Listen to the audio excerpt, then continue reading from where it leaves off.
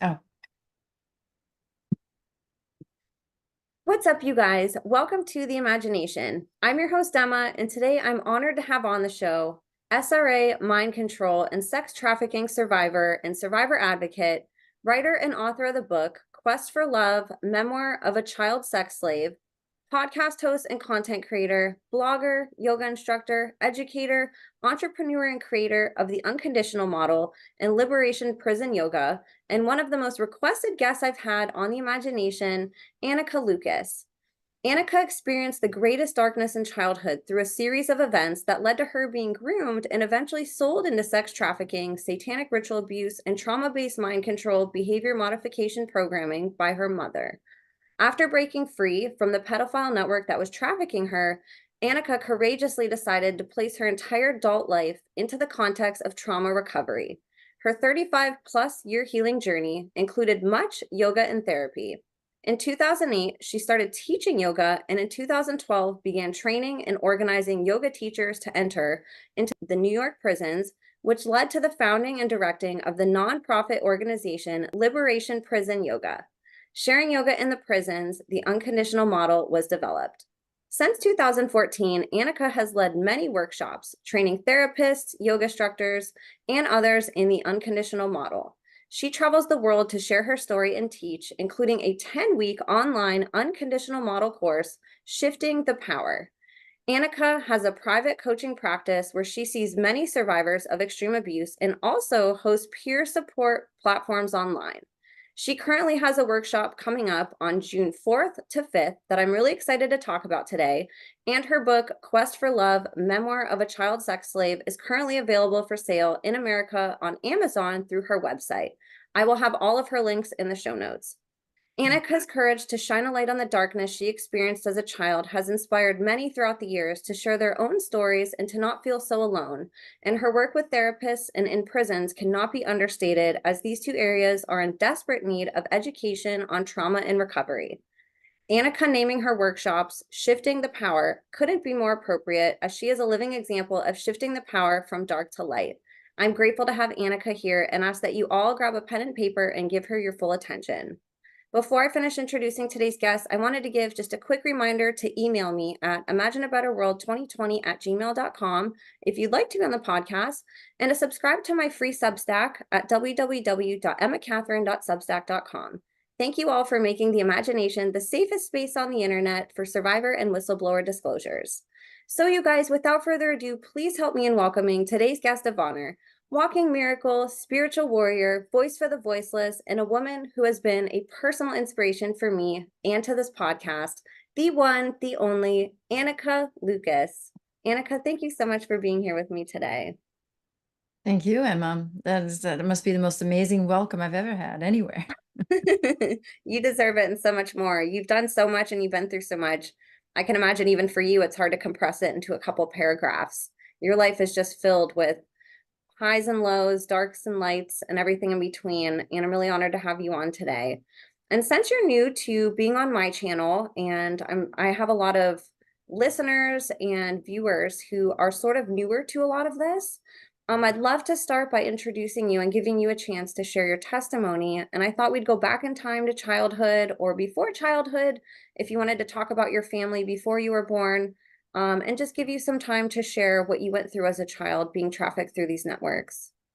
Sure, I'm happy to do that. So I was born in Belgium, and my mother was single, and she was also mentally unwell, I could say. And so I was abused from the start. And my mother being single, this is 1963, so we're talking, it's a very long time ago, not at all a time when women were single mothers. And so she went to work, and I was with, I was placed in the communal daycare center, and the woman there was extremely warm and loving, and very much my real mother in those first years. So I did receive this love every day when my mother went to work.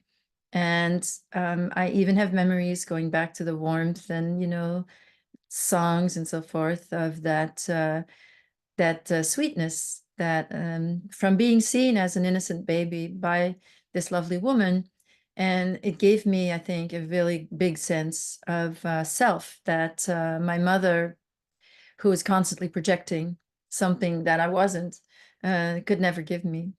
So my mother married when I was 3, and we moved to we lived in Brussels first, and that is a bilingual city, and this caretaker was French speaking, and I started speaking French.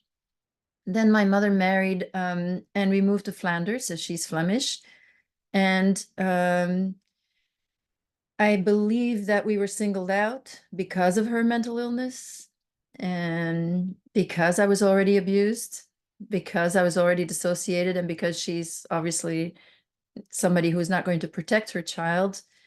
We got a cleaning lady who was really a recruiter for the network, and she and her husband, she came to work for us, and then that took a while before she then, I think it was a year of her taking me, and I never wanted to go. I never liked her. But I was forced to go with them a lot. And then eventually the man raped me. And this is like, now we're talking just around my 6th birthday. And then I was taken to the first orgy with this couple, which was right away absolutely the most horrifying experience imaginable. It was in a castle. It was a masked ball. And I was used in an S&M kind of show on the stage, and the man that had brought me there, that pimp, he was also on the stage with me. Anyway, it was completely disgusting. That I stood up afterwards. There was a sense that if I don't do something now, I'm going to die inside. I stood up and I said, "You can't do this. I'm going to tell all on you, make sure you all go to jail." But everybody was so high, I don't think anyone even really noticed. One man seemed to notice, but he sort of took flight. And then I was immediately threatened. I mean, I was taken somewhere by another handler. I was taken and immediately, shown a fresh dead body. Just while he was very casually letting me know that they liked me, they didn't want anything to happen to me. So I immediately was given the message that I should never speak. This is only if I speak, if I say anything. I tried to speak to my mother. Anyway, I threw a tantrum. The next time, this cleaning lady asked to take me. My mother sent me back, but then later on, and I don't know how this happened exactly, but my mother became my pimp.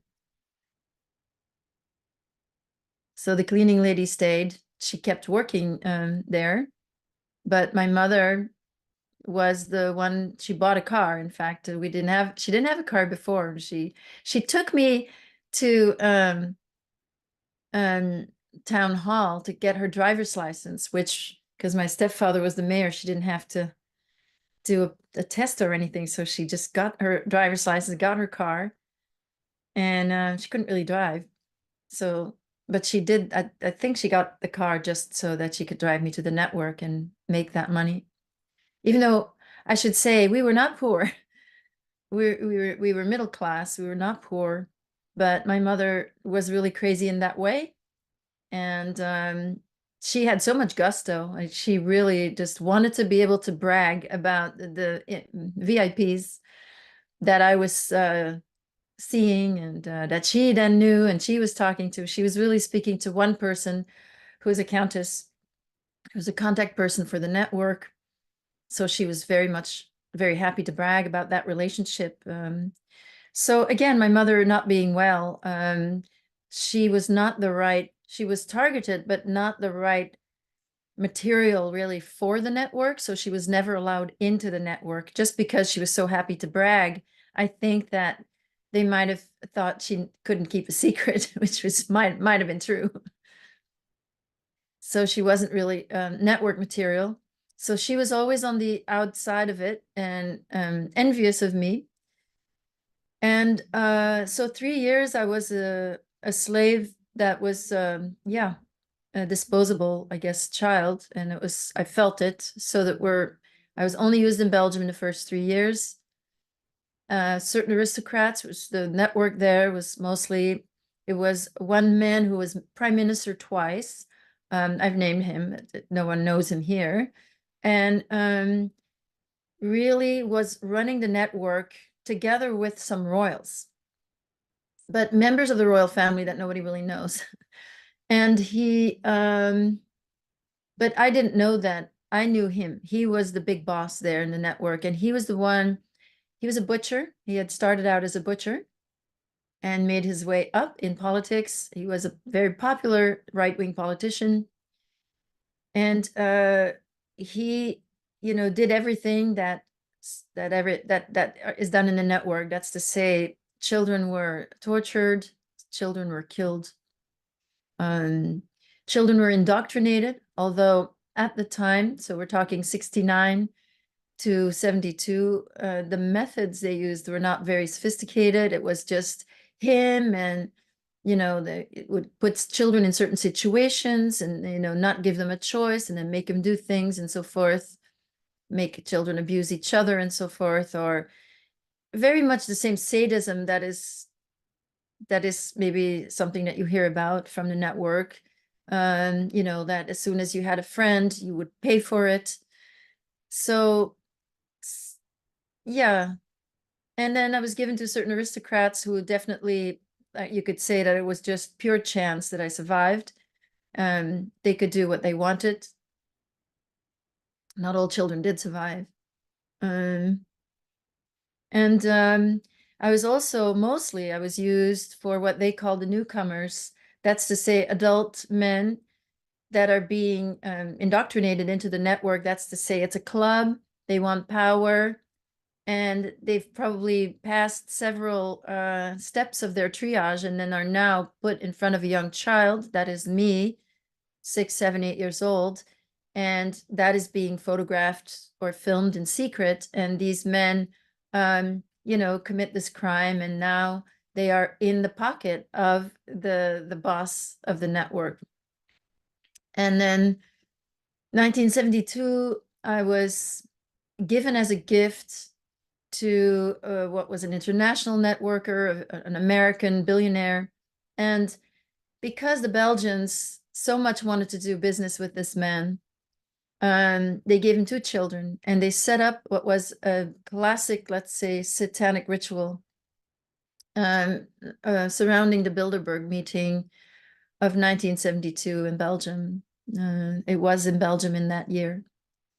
And so one of the members I was given to, and I'm sure there was lots of children given to many members, but I and another child were given to, for this ritual where he was the guest of honor.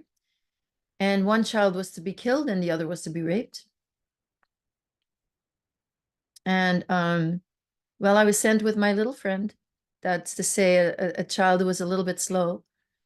And so I felt extremely protective of him. He was also 2 years younger than me, but he was younger mentally. And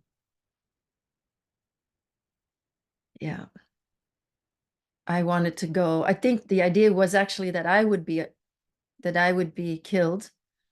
But because he was a little bit slow, this American, in his eugenic mind, decided that the boy should be killed because he was slow. And I tried to hold on to him, actually. And I tried to offer myself instead. And that didn't go so well. And so that was very painful. And because he was complete, it was not, look, there are other children that I saw even, but because he was so innocent, it was especially painful. And of course there was my own guilt in that I felt, that I had really tried to protect him. And of course I couldn't, but I took on that responsibility. I felt very, very guilty. And then through an absolute miracle, I ended up, this American took an interest in me. And that really was a miracle. That the moment that my friend passed, I was crying. And this American was looking at me threateningly, because children who cry in the network, they're not good slaves. And I could tell, even though he didn't do it himself, he had somebody else, a handler, rip this child out of my arms. And he had made the choice. But he thought I was crying because he had raped me. And I started to laugh caustically. I didn't care. I didn't care what he was going to do. I was just laughing at him, that he could be so stupid to think that I would be sad because he raped me when I had been a slave for 3 years, that I was not crying because of my friend. And as I was crying, it's like I felt the spirit of my little friend. I felt this lightness in my body, which was sort of his signature, you could say. And next, I felt this incredible force of love that was coming through me. And I saw this perpetrator through the eyes of complete love. And I saw all the pain. I saw everything that he had ever suffered that made him who he was. And I instantly understood that he had killed himself by killing that boy. He had killed himself. He had just died little by little every time he, as a boy, had felt slow. And, there were other things, but I saw all of his weakness in that moment. And he saw that I saw it. And he thought I was sophisticated. And then this is all while I'm laughing. And the nature of my laughter is changing as we're having this, as this is happening to me. And he's feeling that there's something else going on. And so he took an interest, considering that laughter, he thought it was sophisticated. And also I explained myself, because I was in that state for a moment of this understanding everything and feeling that love. And then then everything changed for me once he took an interest, and I became his slave. And so he did a triage. So first it was the blood. Then I didn't know who my father was, but my mother knew. And so I guess they asked her. But my father is from a French line of nobility, and Cathars. Actually, the family are Huguenots who are descending from Cathars. And in the mind control, I was actually trained with the Cathar grid. And that may not mean much, but some survivors may relate to that. So they knew my heritage, and they drew blood as well. I don't know what they did with it, but that was the first thing. And then I was in. And then I had the honor of becoming the slave that he wanted to create. So the next part of the triage was that I was sent to the United States. I spent time in various of his homes. And there he was doing triage and training. He was basically like a kindly father figure now, who was taking an interest in me that nobody ever had. He was seeing things that nobody had ever seen. And he was also training me sexually. I don't know if you're aware of the Kinsey scale. Okay, he was noting the time that it took me to masturbate. Well, he was masturbating me, and he was noting the time it took me to orgasm. He was writing it down, because he was teaching me not to orgasm. I should just make it last longer and longer. He was touching me, and then I had to learn to not orgasm, because my pleasure had to be completely for the man, not my own. So that was happening. He was also raping me. He was also acting like a man who was in love. He was a real pedophile. And meanwhile, I was learning to eat foie gras, and I was, learning to eat correctly. And we were enjoying lovely food. He could see that I had a good eye for art on his walls, and just loved hearing me speak about it, which was a gift that they were planning to use later on in the network. I know I was meant to pick out young artists because I had a good eye, and then basically bring them into the network. That was the idea. Yeah, the training was that time.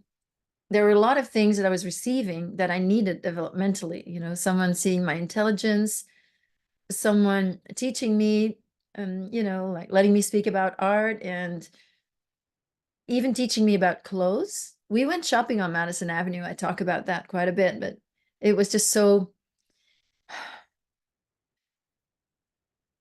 we went shopping, and everybody was so happy to serve him. He never had to explain anything. Why a girl who didn't speak English would be with this American older man. And of course, it's expensive stores, so they were just all over him. So happy to see him. He loved buying dresses for his slaves, I think. I've spoken to several other survivors who were also abused by him. And when he had a special project, he tended to buy clothes for them. So that was the beginning. And I was so happy, I was already very split, but suddenly I was being treated much better than before. At least he was nice, and people were very nice to me. And then we sailed to one of his houses more north on the northeast coast, and we stopped and spent one night at the house of a Rothschild. And it was clear that the Rothschild had to agree on the persona that I was going to become. And they then decided together, they made some decisions together, but it was clear that the Rothschilds must have made either a percentage on whatever, because, he was going to make me into an elite slave, which means elite slave spy, and then give me a platform as a singer and actress in France. That fame then would make me an even higher priced prostitute, basically. So in that first year, I was already sold to a man who was the chancellor in Germany. I mean, not at the time, he had been a chancellor previously. And I'm sure he paid a lot to have this child elite sex slave who knew exactly what to do, and also took me around in public. And then while he paid for me, I was also spying on him. And then I had to report, and then I would report to my owner what his weakness was. And I did. I remember reporting it. I think, okay, so after my time with this owner, I'll call him my owner just to be clear, in the United States, I was sent to Germany, where a doctor who was basically working for him, a Nazi doctor, Hans Harmsen, who was at the head, he was the head of the family planning in Germany. So so he was in charge of my mind control training. So I had my mind control training in a small facility in Germany. It was very specific, though, what they were doing with me. There was no experimentation happening. I was trained to, well, it was all torture based. So I was trained to recognize men's both their sexual preferences, their weaknesses. I was trained to kill in case that I should need that, and also for rituals, as being a slave who was part of the network now, instead of an outside child who was dispensable. I was trained to psychically to connect with men in their own mind, and get them to fall in love with me. And for that, I was put in a water tank, a salt water tank, for days, I think, uh, because weightlessness apparently brings out psychic abilities. And so I was given instructions from this tank, what's what I should focus on. And first it was what I felt in my body, so that men were thinking to do things to me, looking at a picture of me, and then I would feel it in my body, and I would report what I felt, and then I had to transport my own spirit in a man's mind and manipulate him, fall in love with me. So to draw his thoughts to me and to create urgency.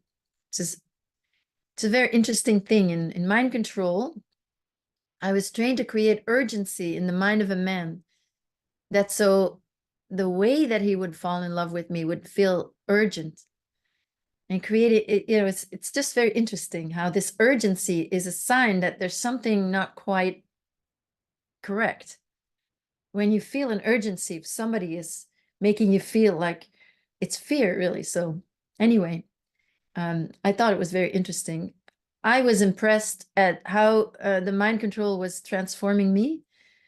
When before, because afterwards it was just 1 month, the month of August of 1972, that I spent there. I spent July in the United States, and I spent it probably 2 or 3 weeks with this perpetrator. I spent it another week in a family near DC. Seemed like a very middle-class family, but they were a satanic family, and they were all too happy, of course, to to take care of me for a week. And I've actually met another survivor who saw me there, because they were satanic families. So I was just put there for a week, and there was just some little details that he remembered that was very interesting. That I had a very nice swimming suit that I couldn't swim in, because it was a swimming suit that he had bought me, a bikini actually, that he had bought me um, in that store, Madison Avenue, that was really indeed too pretty to swim in. So I had to borrow a swimsuit and things like that he remembered, but that I also, so this is someone my age, um, so that I also remembered. So after that month in Germany, I was very different. And the rebel that I was before, I didn't really find her so much anymore. I had heard so much what a fantastic life I was going to have. And I was being reeled in by promises of luxury, respect. And I was given extremely detailed descriptions of what my life was going to be like. And it wasn't bad, I tell you. I was going to be, of course, a star in France. I was going to have also, though, the best apartment, the best car. I was going to have the home on the Riviera. I was going to have the yacht. So these things were described to me a lot. And so it's something that I've learned rather recently, that yes, they do need your okay, actually. And so I think that this was part of this. Apparently at age 13 is the age where you really have to, like, that's where you give consent. The last I will, there's 5. But with me, it was a little different because I started later. And but yes, I was being sold this dream life, and I liked it, especially because I had been treated so horribly before. So all this respect and everything, I was like, yeah, please keep it coming. I spent at least a week in a large basement in France with an entourage. So the entourage were, there was a facialist I mean, I think I have some of my self-care practices from that time.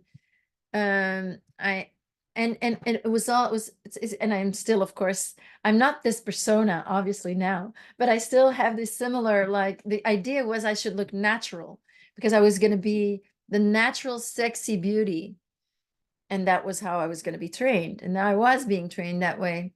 So it was all about looking natural. So they did my hair, but then it looked natural. Or they did my whatever they did, they make it all look very natural. And you can see that I look quite natural now. Um, and I had a singing coach that was a famous French singer, composer. And so he's alive. I don't really want to name him yet, but it's sort of the clan of Serge Gainsbourg. I don't know if you know him at all, but so there's a few women and a few men, and they sing these songs, and it's like children's songs, but they sing them so sexy, so sexy. And so while he trained me to sing, I was oh, important detail, I was naked the whole time that I was in this basement, because I was to get used to the fact that my body is not my own, that my body is an object of worship, that my body is for the screen, it belongs to the public, while I was getting treated with. So there was a photographer, of course, and their pictures were taken, but nothing felt, it was never like the way it was in Belgium before. So I was treated as a goddess, rather a naked goddess, but a goddess all the same. And those people weren't particularly looking at my sexual parts either. They were just doing the facials and whatever, and they were taking care of me, and they were making sure, oh, it was the most comfortable bed. It was a basement space, but it was enormous, and the quarters were very comfortable. I don't know where it was, but this coach, the singing coach, would come, and so he would play the piano, and he would, he was teaching me, and then he was preparing me for a performance that I would do inside the network, which was classical songs, Jacques Brel, Edith Piaf. And while he was teaching me to sing, he was touching me sexually so my voice would be affected, and my voice would be more breathy and sexy. And he was clearly also getting off. So, and then at home, suddenly my mother sent me to music school. So obviously they told her. And I was, learning music now. And on Wednesday afternoons, which was, we didn't have school on Wednesday afternoons, and that's what was there. That's what she found. She put me in it. So she was doing things as well, but I put all of that together later. And then I was practicing at home. I was practicing the songs.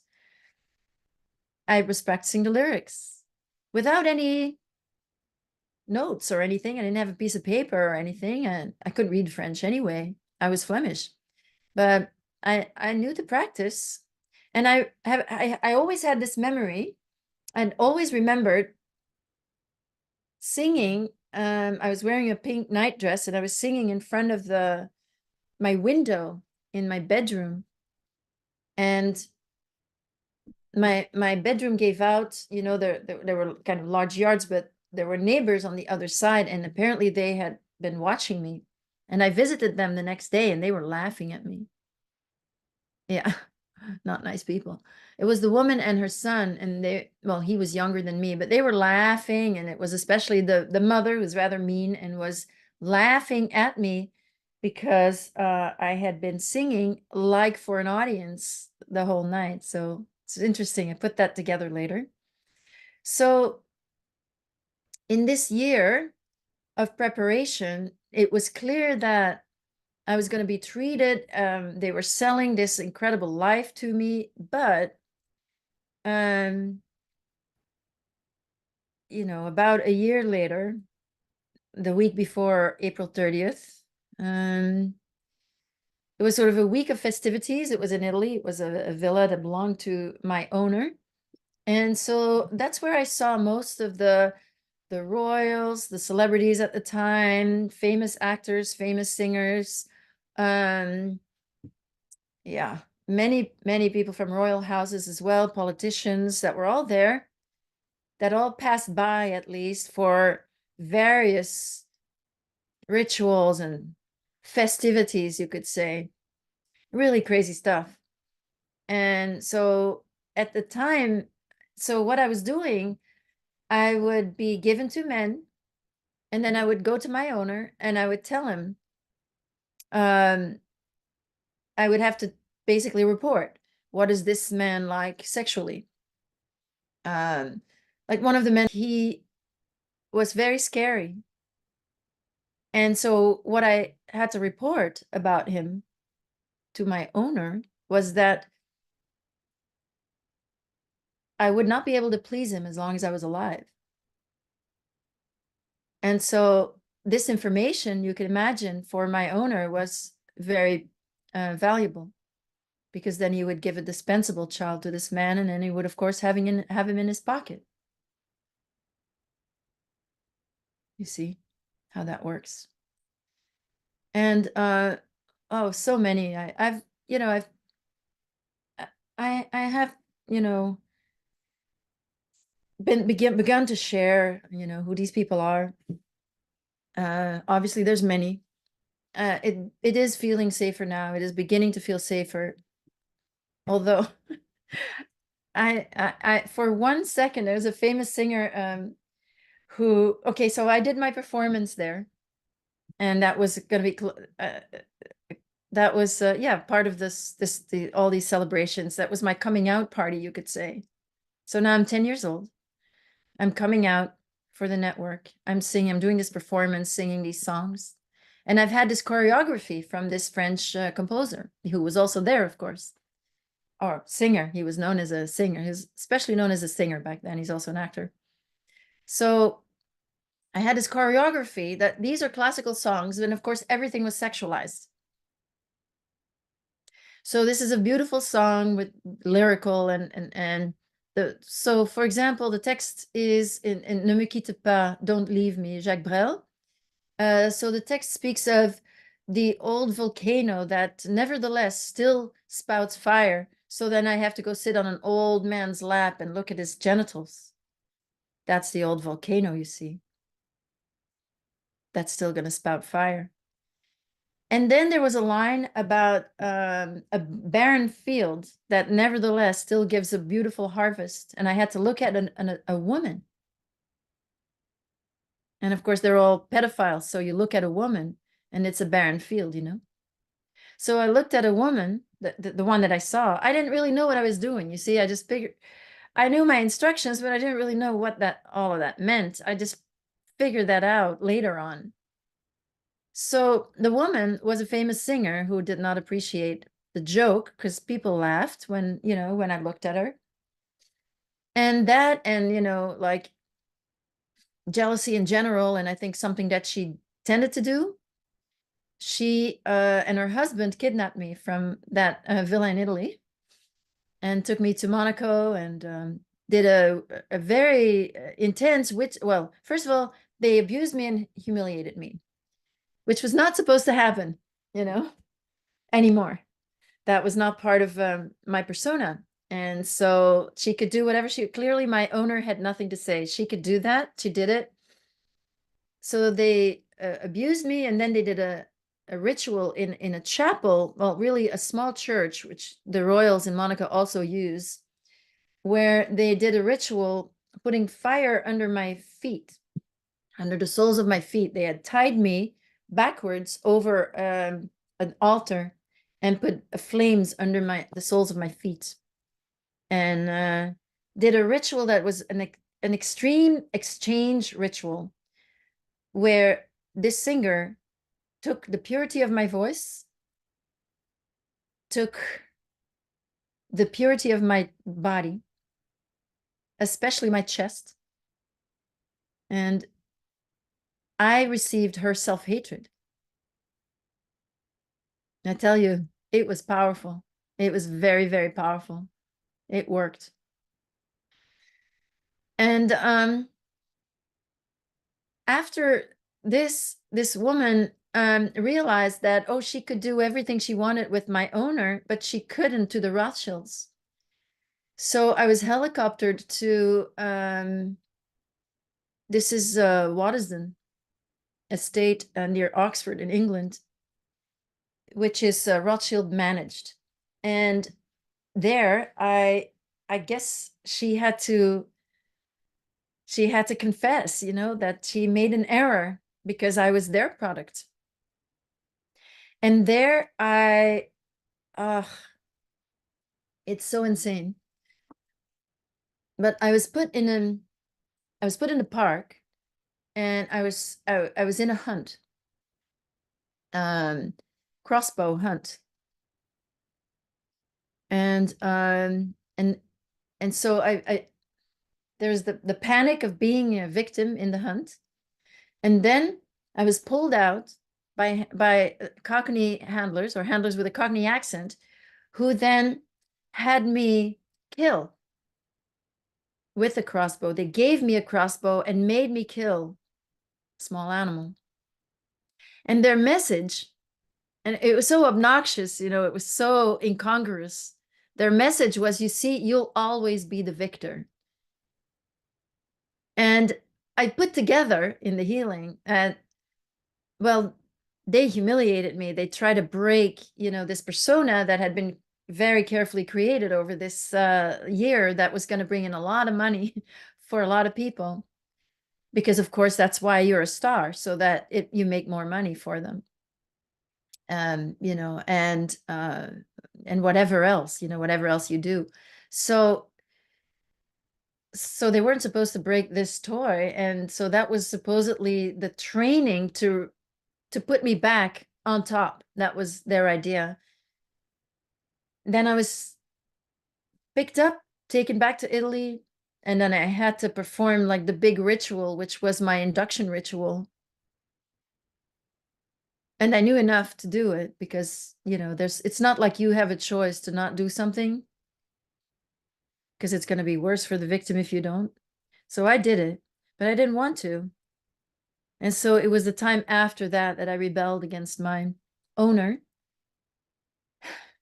And then he started a reprogramming. So this is like, when I rebel, I did not give my consent, basically.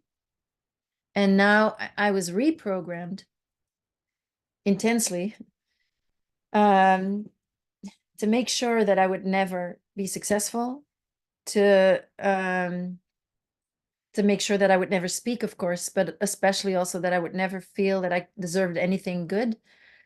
And so it was torture that lasted, extremely humiliating torture and imprisonment and dirty cages and dungeons and so forth, blood and human remains, to make me into that worthless creature that they wanted me to believe. And it worked, of course. And then I was hosed off. This building where this all happened was an official building in Germany. And I saw my owner there with a military person. And, you know, I just recognized him from somebody that you have had on your show. You put a picture out of this military person, and I saw them together in Germany in 1973. And I looked at his bio, and guess what? He was stationed in Germany in 1973. I saw that person there. He was not my abuser, but I saw him walk by the cage that I was in. So it was an official place on the top, and the ground floor and above. The basement had hanging cages. And next to my cage was a young man who was taken out of the cage. He was put back after being tortured, and he passed away. And then I was taken to the dungeons. And in the dungeons, I heard the cries of adults. There were no other children there. It was adults that were being questioned and tortured there. fact, I didn't see another child in that building. But that's where I was tortured for several days. Then I was hosed off, and then the Belgian handlers came and picked me up again. And then I spent one more year in the Belgian network, and I guess that is the subject of my book. How I then got out. I got rescued by somebody from the inside, and I have my book here. I just want to show it briefly. It's called Quest for Love, and it's the memoir.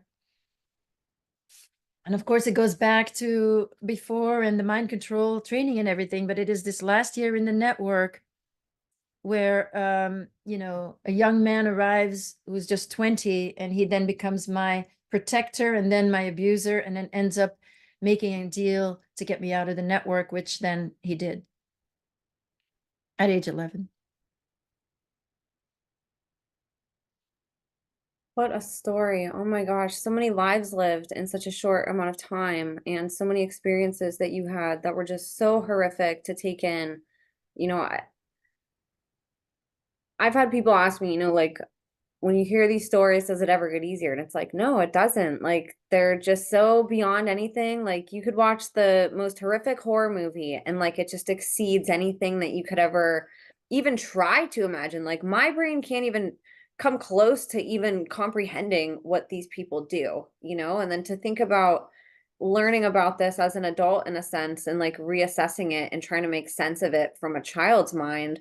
I mean, the work that you've done to sort of reverse engineer everything and put it back together as an adult is incredible. The way that you've been able to look at your trauma and really analyze it, get to the root of things. And even that moment that you were talking about with seeing your abuser at such a young age with compassion. I'd love for you to talk a little bit about that in general, because I know for me, for example, and I know that this happens with a lot of people, when you hear about this stuff existing and you understand it's real, the first reaction is just this hatred, this anger. You want to grab your pitchfork, go out and like take these people out, and I still think to some degree that's kind of what we need to do, but I also see the humanity now through talking to survivors. I've never had a survivor come on my show and say, I wish that I could kill my abuser. They all say, I wish that they would heal like I did. I wish that they would come out and repent and heal just like I did. They deserve freedom, and unfortunately, so few get it. But I'd love for you to talk a little bit more about that, because that's such a deep thought, the compassion to have, in a sense, for people who have gone through this. And how did that moment impact you through the rest of your life as you were looking at abusers? And obviously, you have your own podcast where you do the same thing I'm doing. You take in other people's stories and listen. How has that moment helped or assisted your own healing and how you look at all of this? Yeah, that was quite a moment. So I don't want to take any credit for that moment because, that was a moment of grace. I had nothing to do with it. As I said, I was laughing sarcastically, and I would have been killed for that, and I didn't care. So that was where I started. And then I ended up having this incredible feeling, this love. It was as if the love came from behind through me, and then I saw through the eyes of Christ or something. It felt Christ-like, that moment. That's how someone who's completely enlightened, that's how someone who has overcome the duality of the world.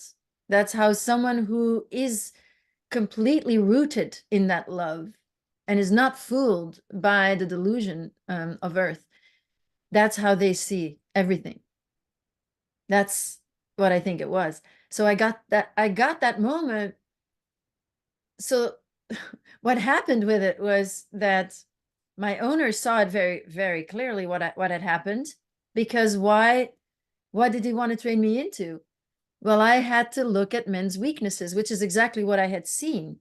And I had loved him in his weakness. He could see and feel that in that moment I saw everything. I saw all his fears, all his childhood fears. I saw even how he felt really self-conscious about having a big nose. I saw everything. I saw all of his little and yeah, he had actually been dyslexic as a child, I learned, and that makes sense. He felt slow.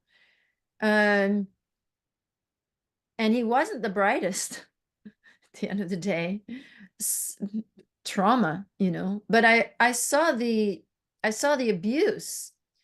And then there's this thing like, there but for the grace of God goes myself. Like, there are choices, but it's when you get very close, as we all do, to these perpetrators, we get so deep into their psyche that I think if we were to really try to put ourselves in their position, do you really know that you wouldn't do the same thing?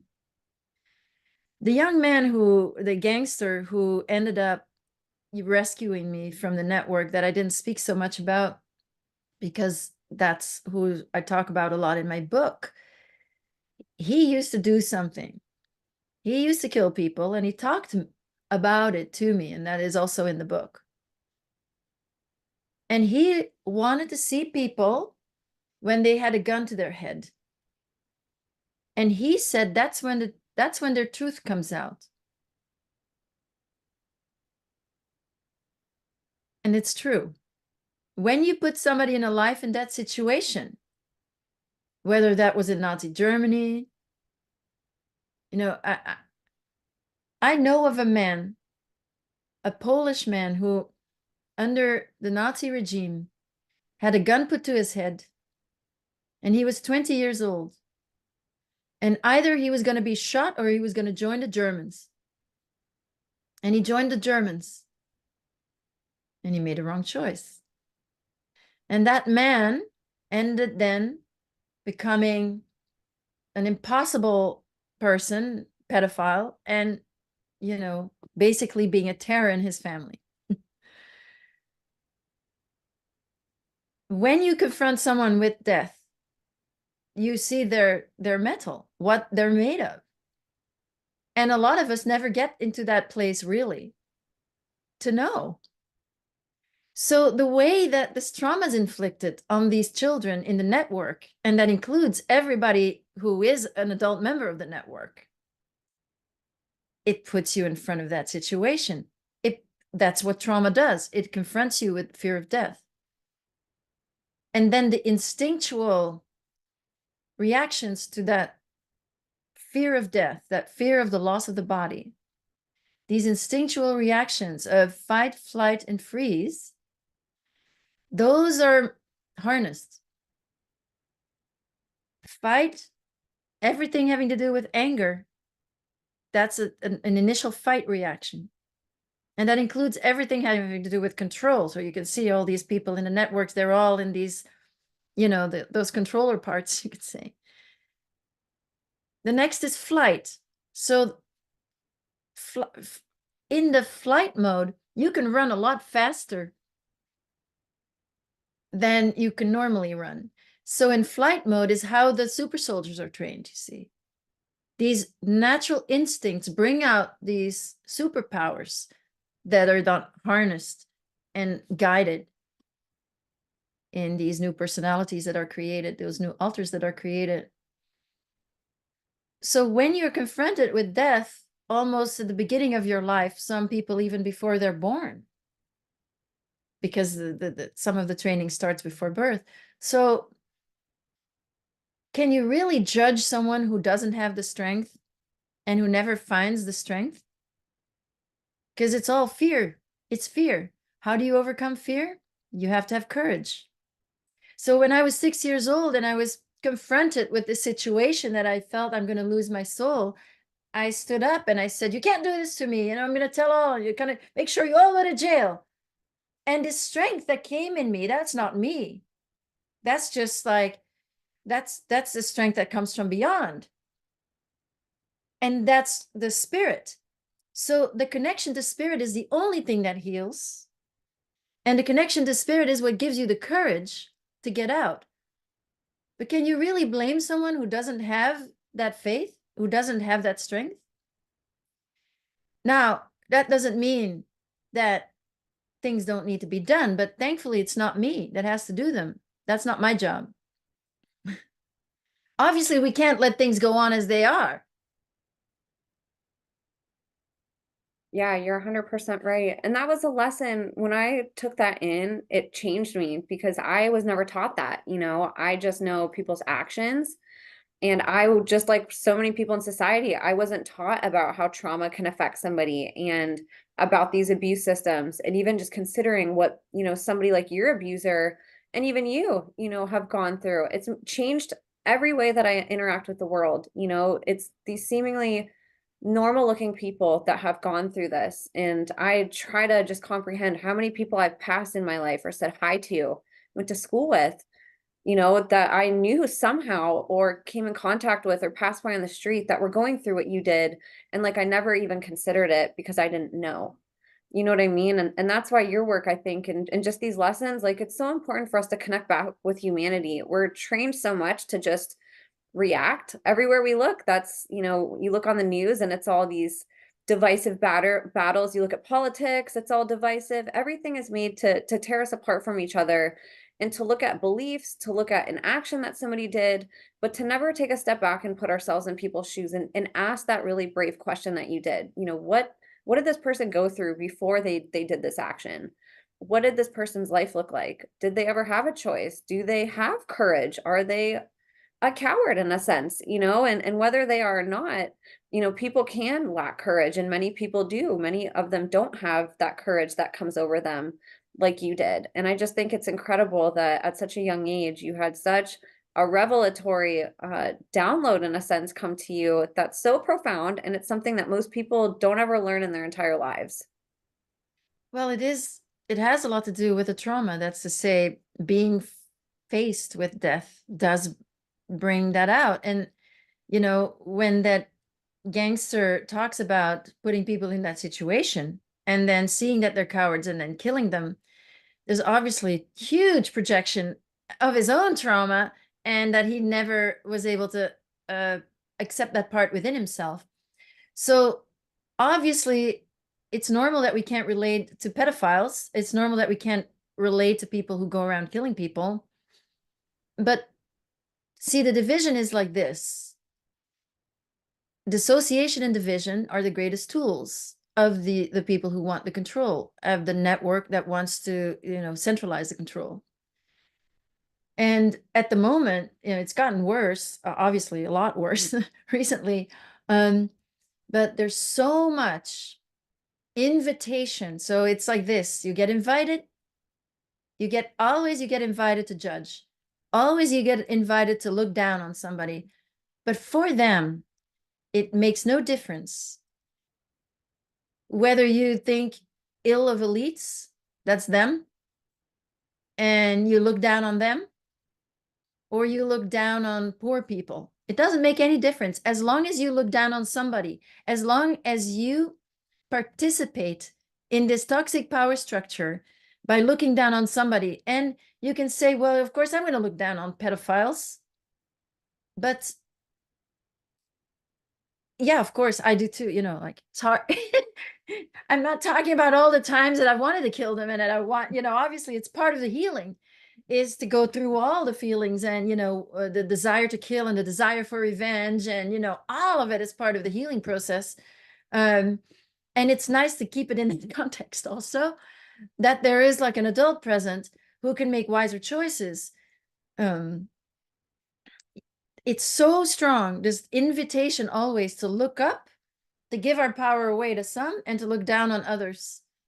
Give our power away to, yet to a certain degree, those who are in power, because we do anyway, because we're paying our taxes, and nobody wants their money to go to what the federal taxes are going to, but we're all paying taxes still until we don't, we're all going to go along and give away our power to a certain degree because we're all part of the system. You can go off the grid, you're still part of the system. You're still part of Western civilization.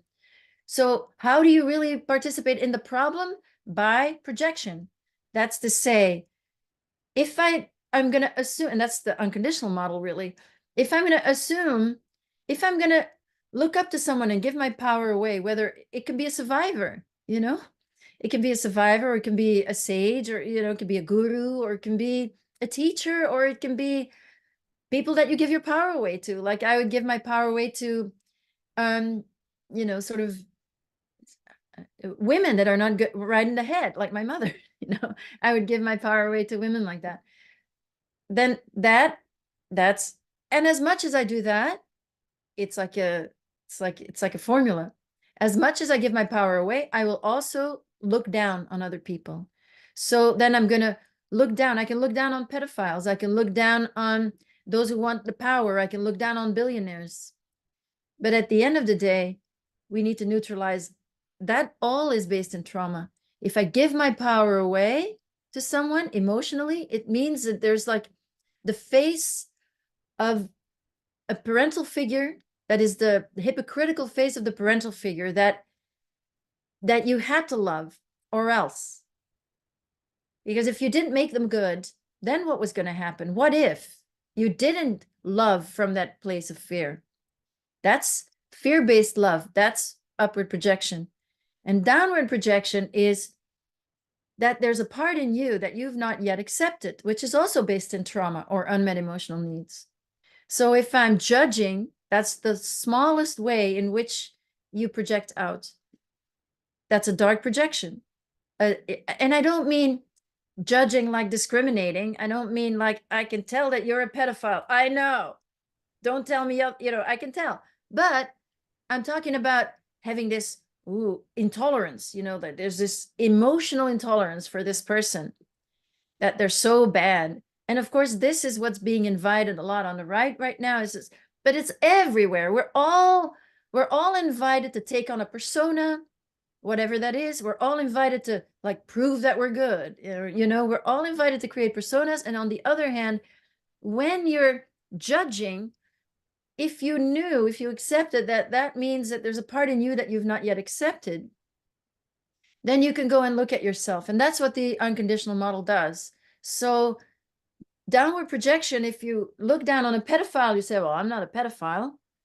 And I don't want power. I don't want to control the world, whatever, there'll be something in you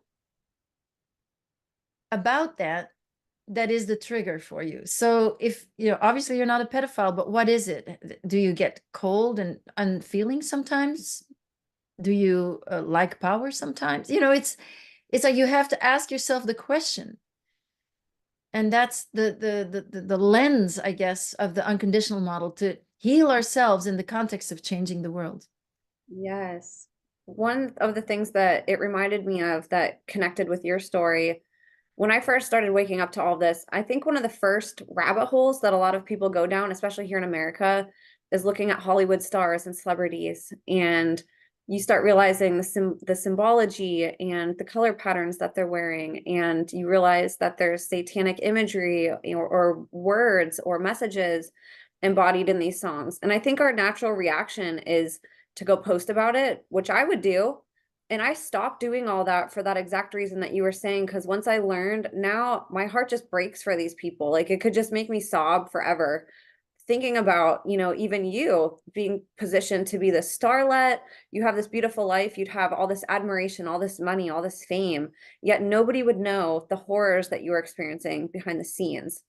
And so I think that these lessons, they're so powerful for us to look at the outside world and take that in, because we're so used to idolizing, and it does divide us when we go outside and we idolize without taking these things into consideration. And for people that are waking up to all of this too, I hope that they hear your story and have that same compassion also for people who might be like you and placed into positions of entertainment or singing. Hearing the things that you had to go through to do that are just horrific, and as society, we just see the end product. We see the star on stage, we see the show, we see the awesome performance, we get the record, but we don't get to see all the horrific things that they probably go to. Did you have any sort of I guess insight on that you'd want to share on that end for people to help understand? I know that you can only speak from your story, but I think that's really something that we haven't got away from, a lot of us, is that Hollywood type entertainment, like obsession or almost criticizing people who are, they have the one eye symbolism or whatever it is that they're posting about. Well, I think it's, obviously it needs to be exposed also. And again, people do make choices, you know, so they're not innocent either. You know, even though a lot of them, when they're caught, especially, are going to be feeling like very much the victim that they once were, and in certain ways still are. But there's a tendency also to let the entertainers off the hook.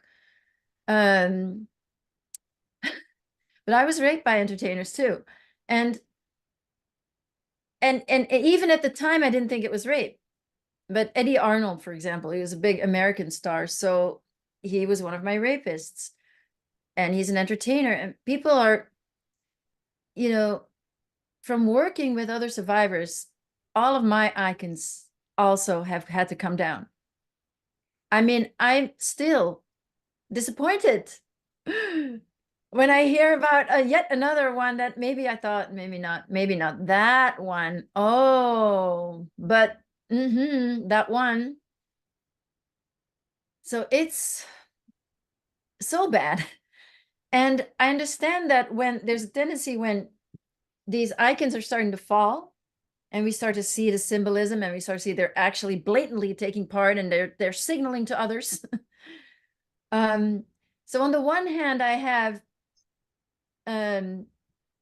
some compassion and understanding, and on the other, I'm like, hello, maybe now is I understand it's difficult to get out also, but I also don't want us to like start seeing them as victims, because they're not just victims either. Certainly my perpetrator was not just a victim. Again, there's lots of choices that are made, and even though 13 is young, every day there's choices made. For me, that's the battle, is my own personal choices in this, I guess, in the yoga sense of making the right choice or the wrong choice every day. There's the delusion, which is the world and everything that comes from the world, and that the ultimate reality is not really to be found here, that the ultimate reality is one of love and glory. Well, that is wonderful. I've had a little bit of that experience, so I want to go back there, but that means to be able to overcome, you know, the unreality of the world, and that's a tall order. Then I'll be in that place of, you know, where I saw through the eyes of Christ. Well, I'd like to see through that place all the time, because that felt damn good. There's nothing wrong in that place. And then all the unreality of this, I think, without that spiritual perspective of also the greater perspective of the unreality of these horrors, that yes, it's real, it's physical, it's happening. So yes, we do have to open our eyes to it.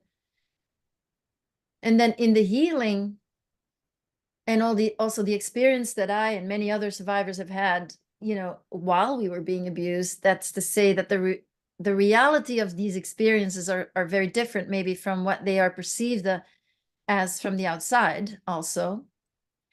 That ultimately the best we can do, and the first rule of every true religion out there is about behavior. How do we act? And of course, that goes back to not judging, and not giving our power away, but being empowered from within. And for that, you really need connection to spirit. And that faith, it's like a muscle, you know, and I'm not talking about belief. I'm talking about experience. I mean, you maybe need a little belief in the beginning, but faith is like a muscle. It just, once you reach bottom, or whatever it is that makes you get there, and that's what I pray for the people that are caught in the network, that they're going to reach bottom, and they're going to reach the end of the line of this downward spiral, because that's what it is. There's nothing enviable there. Then you have all these people with all their private jets and all their huge homes and all their servants and everything, and you're like, no, you really don't want that. There is no happiness in it, you know. Just one roof is enough, and one little, you know, one mode of transportation is enough. that greed is part of this like very young, I mean, that's what they've got, you know, that's all they've got. That's the, you know, you have to be greedy like a it's like I call it a hoarding complex of a toddler. Like emotionally, it's on a toddler level. And they're so good at presenting it to everybody, like that's it. Like that's now you've made it, you know, because you're a multi-billionaire. I don't trust any of them. I don't trust any of them. Every time somebody is presented as a new hero, and it's usually a man, I think, I don't think so. That's probably a mind control slave, and he's probably on a mission. And they're so good at what they do, you know, give credit where credit is due. The network, they are masters at deception and manipulation. And the first thing for everybody to do is to understand that we've been fooled. 100%. Yes, that was a beautiful way of putting that, and so true. And speaking of, if somebody was newer to this and was asking somebody about it who maybe watches podcasts like yours and who has a basic understanding, how would you explain how this whole child abuse system network works to a layperson? Have you found a way that's been sort of effective to get that out? Because a lot of people ask me that, and I thought of all people, you probably have a great answer to help assist us in waking up people who are new to this. Yes, yeah, but because the first question is how is it even possible, right? And this is how it's possible is that, and I know that mostly from working with other survivors, actually, I've really learned how the network works. So every town has its few members of the network. That's to say they have a secret society. They have, or it's not so secret, but it's the highest levels of that society are secret. And those people form would be a local chapter of the global network.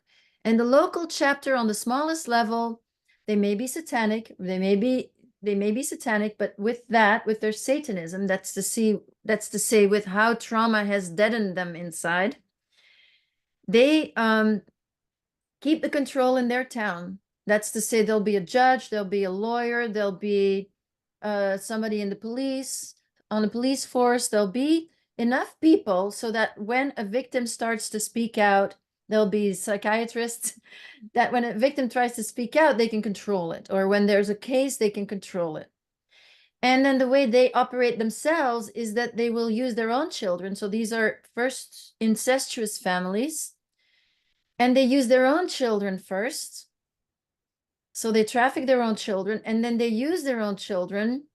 Like my mother, you know, my mother thought that I was going to marry a VIP.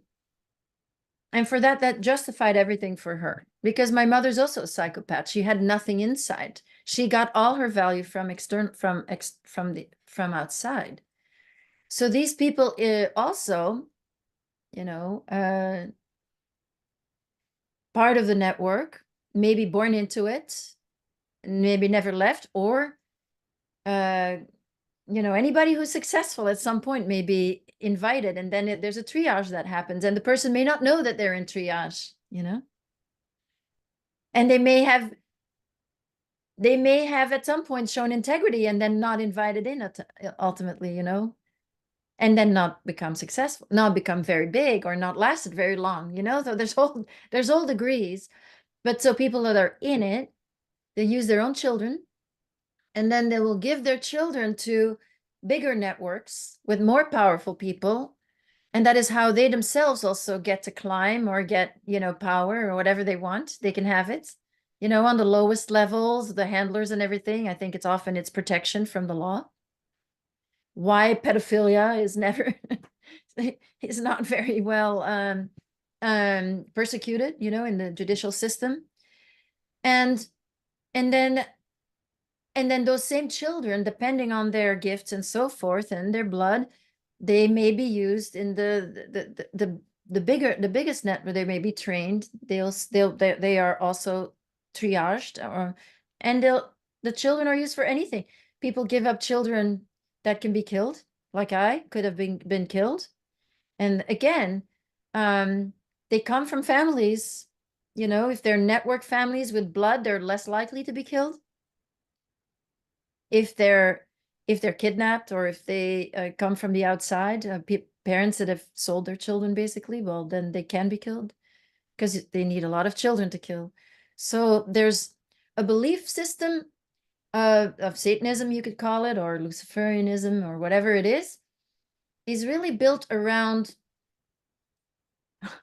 psychologically, it's built around not ever, looking at yourself. And so there's the belief that goodness doesn't exist inside of you, that innocence doesn't exist. So it's people who are afraid that their innocence doesn't exist, that if you peeled off all their layers, that you're just going to find an evil core. That's their training. That's their parents who've made them believe that, or whatever. That's what they believe. They're too afraid to really look and find the innocence. So they're not connected to spirit. So they are going to be very much into occult things and everything, because it's all about power. The occult is all about powers. Yeah. And you can, while they're really good at poo-pooing everything that's sort of like not really spiritual, but at least psychic. That's because they use that so much. They use it. They know this really, really well. That's all part of how they use occult powers. So obviously we don't want other people to use it for good. They just want to ridicule it and make it seem like we're all crazy for believing in energies that are subtler than the physical. They want people to be atheists, but they are really believing. And that belief, though, all comes from this fear that they're evil anyway. So in a way, if you don't believe in the goodness of God, and if you don't believe in the paradise, if you don't have that experience of bliss, and you don't believe you can ever have it, and if you don't believe that you can innocent, in a way, this is Satan's world. It's Satan's world, in that the satanic in yoga, it's Maya is Satan. That's to say the delusion. That's Satan.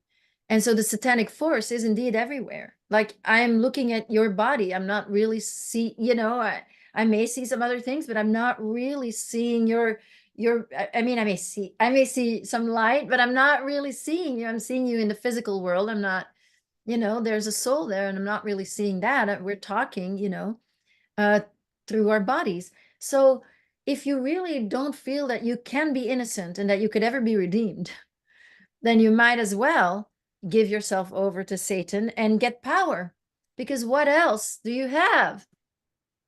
So the power gives you the false self-esteem, and there's the world. I mean, look at the pyramid of toxic power. It's all about, about class, about money, about everything that comes from, that is external. There's a pyramid there, and you can place yourself somewhere on it. All of us fit somewhere. There's a middle class. There's, are you a woman? Are you a man? What kind of privileges? And those privileges, of course, are shifting all the time. So at any given moment, because of what they are doing, these privilege might shift. But we all have some privileges, and we all have some non-privileges. And so we're all fitting somewhere. And that is the greatest invitation of the world to a psychopath is going to be completely getting his value from that external system, where people have more money, more power, are more important, and he will brown nose those people. And anybody who's below, they will just do anything, that don't mean anything. So walk over bodies when it comes to people below them on that power grid. And when that's all you have, then, well, there you go. Then power is all you have. So you use that system. It is completely immoral. But when you're trained like that from birth in that immoral system, or when, like me, I came later, but then I was used as a sex slave, and then I got this big temptation in front of me of like, now everybody's going to treat you like a star. If I can tell you, without, the experiences, without the connection to spirit, I would have gladly become that star. And who knows, I wouldn't have For a while, it would have been great. For a while, as a young woman, it would have been fantastic, and then I would have been, of course, subject to all that these slaves are subject to. But I wouldn't want anybody to think of that person as a victim, because there are choices. We all make choices, and we can discern.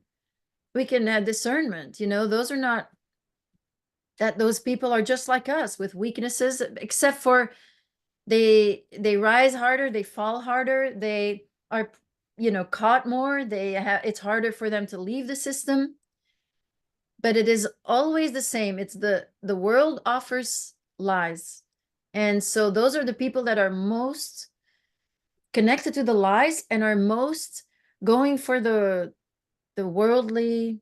I mean, they sell their soul. They sell their soul for power. That's it. And power gives you everything.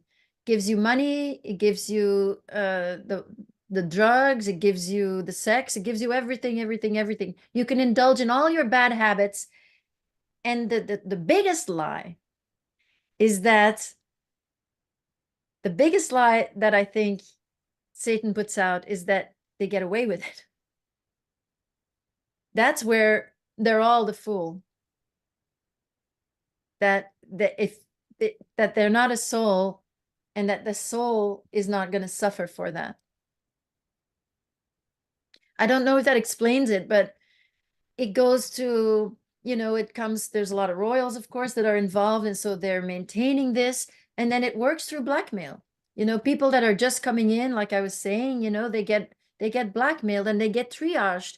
So the men that I saw when I was 6, 7, 8 years old, I was always stunned. Like, I thought, why is he not like reacting? And that was because he had gone through a lengthy triage process before he was put with a child, so that they pretty much knew, we got this one. And if you have integrity, you fall on the wayside. And that goes for the children too. The children in the network, most of us survivors were those children in the network that had that strength. So they really want us, because if we fall, we can be very powerful in the network. Thank you so much. That's a really important question, I think, because a lot of people get exposed to this information, say on TikTok, in like a little 60-minute video. And it's so sensationalized, where I love listening to someone like you bring it back down to earth and explain it in a way that makes sense. So somebody who's new to it can say, oh, well, I guess I could see my government abusing people and creating slaves to take out their dark agendas. Like, that sounds like something that could happen, and we get so lost in society with all these different ways that, the media barrages it, or entertainment presents it to us, and it really takes these more down to earth, grounded explanations to bring people back to how to explain it to people to be effective in getting someone to understand that this is real, because ultimately a lot of people don't still, or they don't want to talk about it. But it is very real, and I love your explanation. And one of the other things that I love that you've been talking about a lot is really the role that spirituality has played, and we talked about that moment whenever you were young, where you had this beautiful spiritual awakening, almost, where in a moment you saw, you felt compassion for somebody who was just so awful to you, that you could have just hated, and somehow you found love for this person and compassion.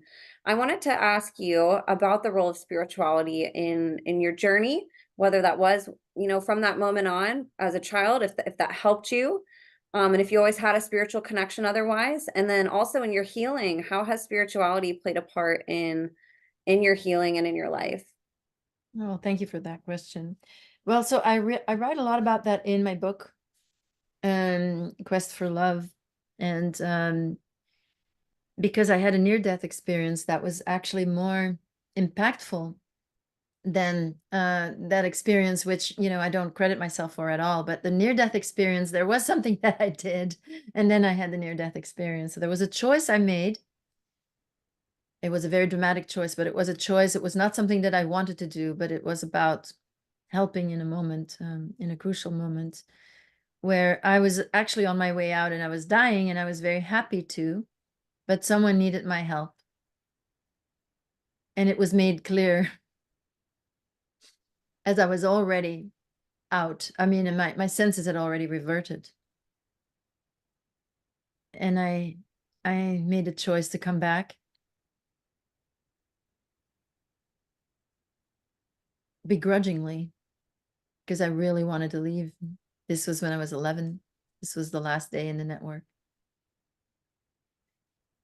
So I went and I had to help someone die because they were afraid.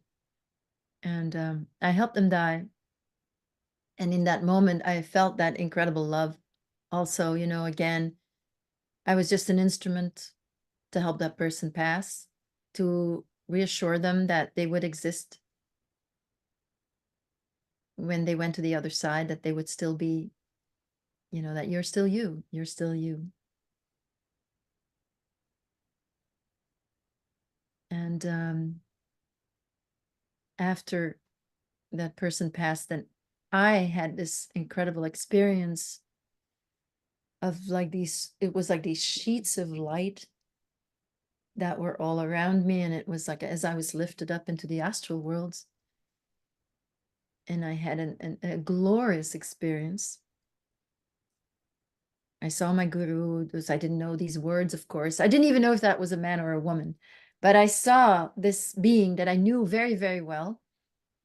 And so had this experience being in bliss, being in that love, especially. It's the love. And at the same time, I also knew that this was more real than anything on earth. And that nothing on earth would ever be this real as this love, as this complete unconditional love, where you feel so blissed out. Nothing else matters. Sex doesn't matter. I can tell you that. It's more. So in the network, we get pretty close to these states, actually, through the drugs, through the violence, even through the sex. And I did too, you know, I was in those states, and they approximate the state of bliss. They get close. So that's what the networkers get. The bliss is more subtle, but the love is what makes the difference. And that love is the reality. And I think we're in this dual realm. There's fear and there's love. And everything is held together. The whole physical world is held together, essentially these forces. And everything can be tied back to one or the other. Everything negative can be tied to fear, and everything positive can be tied to love. And so this physical vibration held in place by these opposing qualities that are necessary for the physical world to even exist, then it's our task to align with love, to grow and to grow out of the state of human consciousness. And so having had that experience, that showed me, among other things, showed me what I had to strive for. And it's the trauma causes the fear. Trauma causes fear of losing the body. And courage is the first spiritual quality, where you actually do something in spite of the fear, not knowing what the result is going to be, not knowing that you're even going to live when you're in a healing process. When you go back to these feelings that are repressed, these memories, you don't know. Emotionally, you don't know that you're going to survive. You don't know that really, because your part inside of you doesn't know, because it's completely frozen in that moment of fear of death. So you need courage. You need courage to face fear and not knowing what comes next.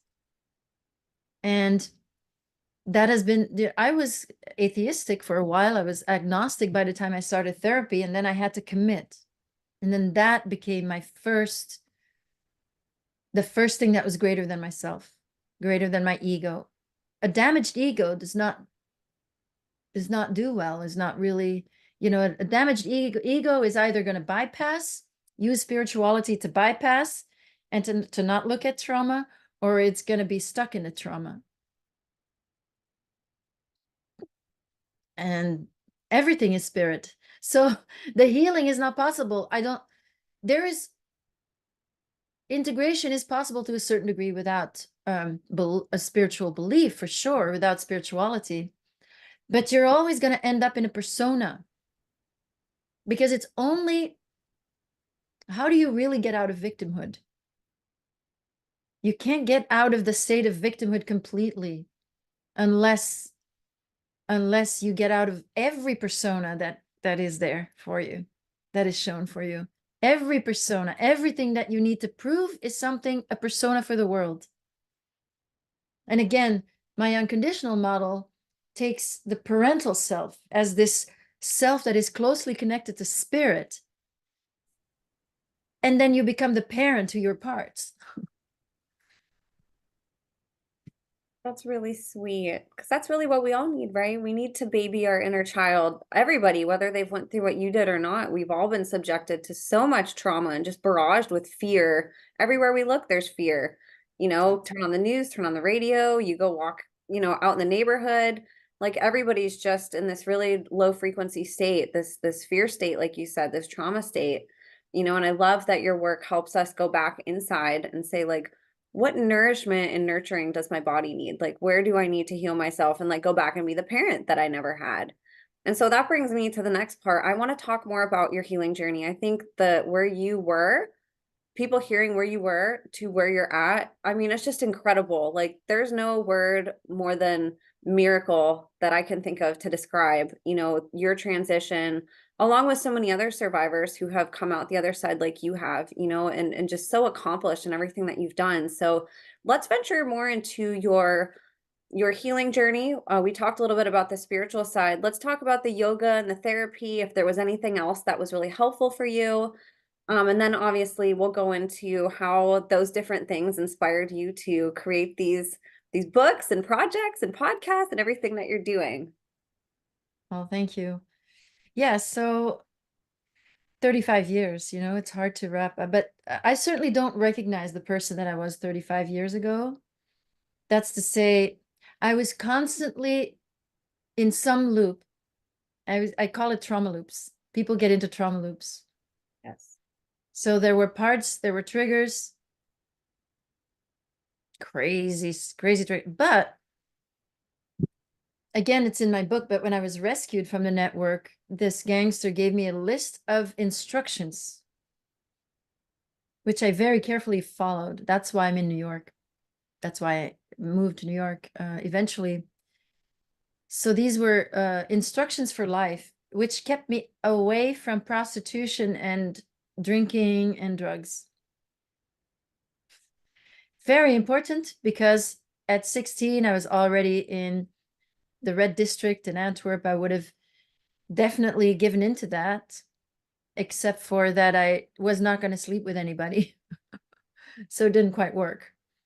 And yes, those instructions were really my survival in the early years, but emotionally, I was constantly repeating situations and trauma and very private often. It would be a whole story. The other person might not know what was going on. I was in an absolute state over it. Oh, because I wasn't doing much in the physical world. Yes, I was promiscuous, of course. I was engaged with men, and I was definitely and with friends too. There were always these situations, and I call it trauma loops. You're in a trauma loop. There's a part that gets triggered that wants to complete its trauma by repeating the situation emotionally. The circumstances start to look like your emotional landscape from childhood. And so I was constantly in some sort of story where it's a persona, either my, whatever was triggered. It could have been the persona that was going to be famous was sometimes triggered. And there were moments where it seemed like that was going to happen, but then I was sabotaging it because of the reprogrammation. And there was the shame from the reprogrammation. So there were a lot of shame loops because of that.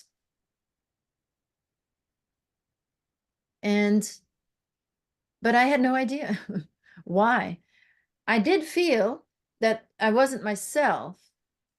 So I was always able to write. I I wanted to read, even though I left school at 15.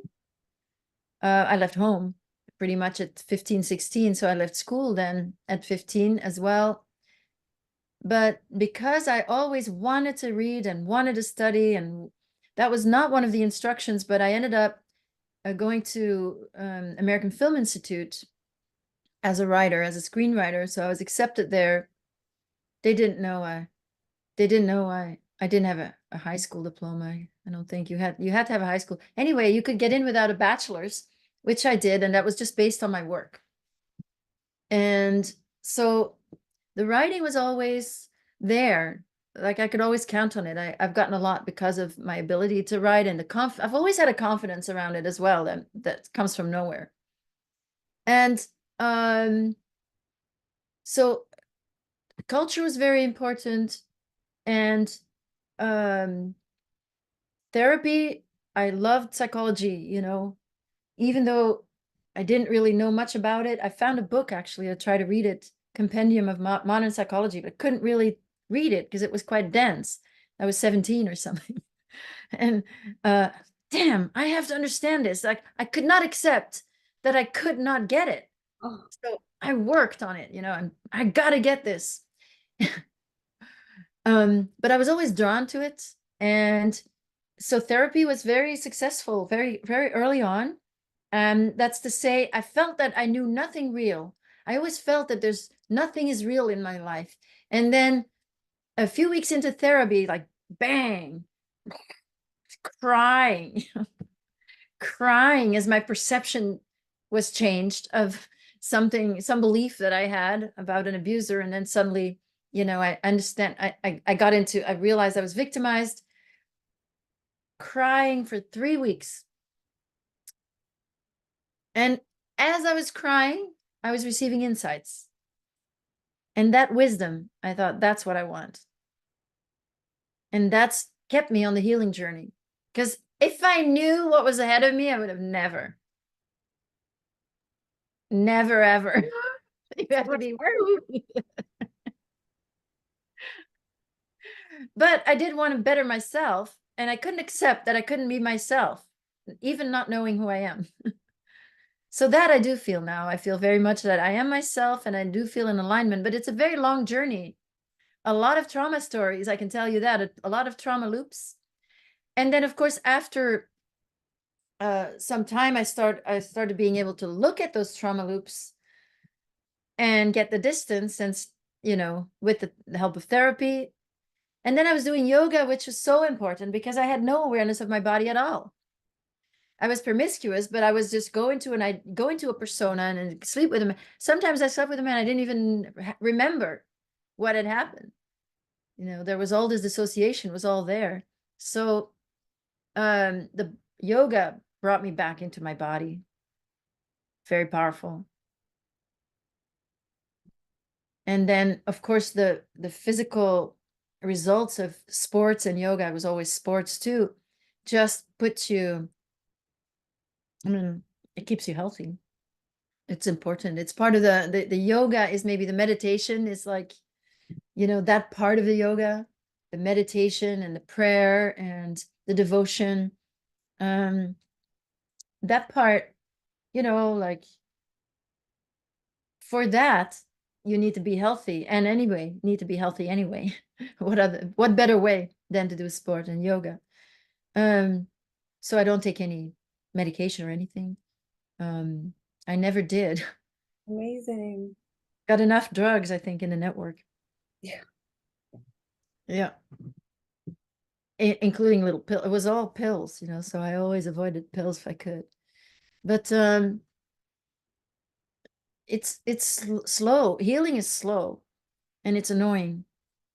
The world is not really conducive to healing. Work isn't conducive to healing. So I just happened to have the circumstances in which I could when I was married. And thankfully so, because I was in therapy every day and going to yoga every day, or going to yoga 3 to 5 times a week, going to therapy 5 times a week. Yeah, I was able to do that for a while.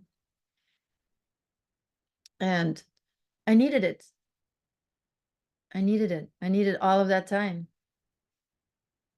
And I did find a wonderful therapist who was like a mother figure to me. And then afterwards, she had to retire. And then, but she gave me enough of a, I had the blueprint, I guess, from that person in my first years. And then I had the therapist who was really beautiful presence that ultimately come back to the biggest breakthrough was in 2013 when I healed from a huge guilt complex that was always, that was like a disease. The guilt complex really was a disease. It was like this. I was imbalanced, so I could do things that were not so cool, and then not feel guilt over them, but then other things I would feel just tremendous guilt over nothing. So let's say that I would be just in casual contact with someone, little message, and they don't write back, and immediately I'm going to assume that they're not writing back because I've done something wrong, and I'm going to immediately make the interactions that we've had, I'm going to find some fault in myself to make sure that they are right for being, angry with me. And then I might, reconnect with someone like that coming from this place, and they're like, I don't know what you're talking about. So that's a disease. And it had to do with well, having to commit murder, and especially the last the exit ritual, you could say, for the network, from the network, where I had to kill, which I describe, in my book. And that guilt complex, like there was a moment when I just wrote it out. I was just right, and the final puzzle piece fell into place and I just I I finally could accept that I'd never wanted it. That was it. I never wanted it because I had these questions, but why did I do it? Why did I not say? And it's like, well, I was trained that it's going to be worse for the victim if I don't. And I suddenly understood that. And without that piece, I could never forgive myself. I could never accept it, that I'd done it. I was guilty. I was guilty. I was bad. And that last puzzle piece, like I never wanted it. And once that sort of dawned on me, it's suddenly there was like a self-esteem that had come back. It immediately changed everything in my life.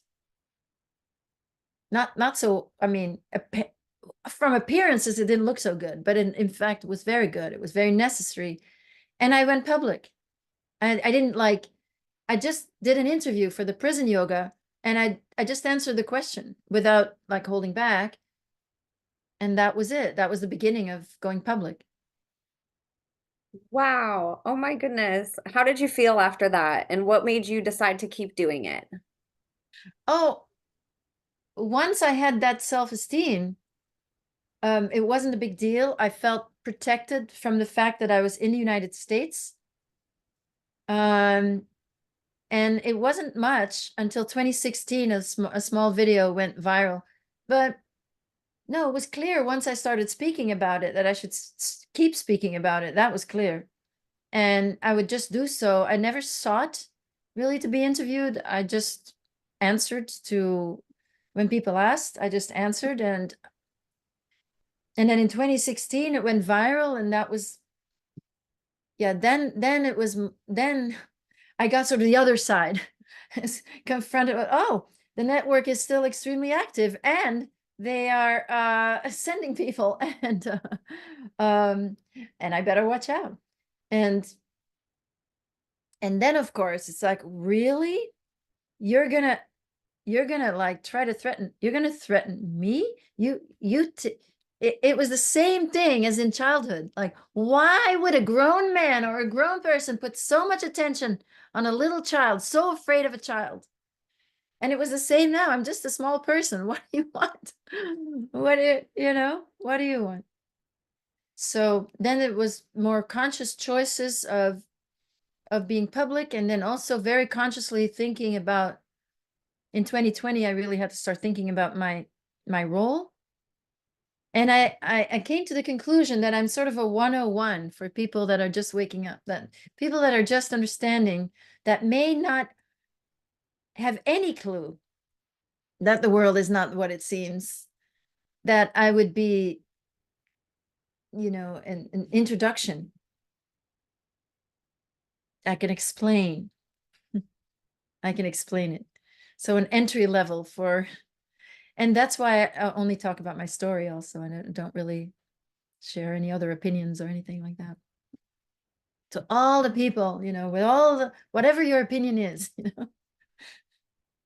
You're But so brave to be able to do that, and this was like years ago, whenever you started doing this. It's hard now for people to accept this.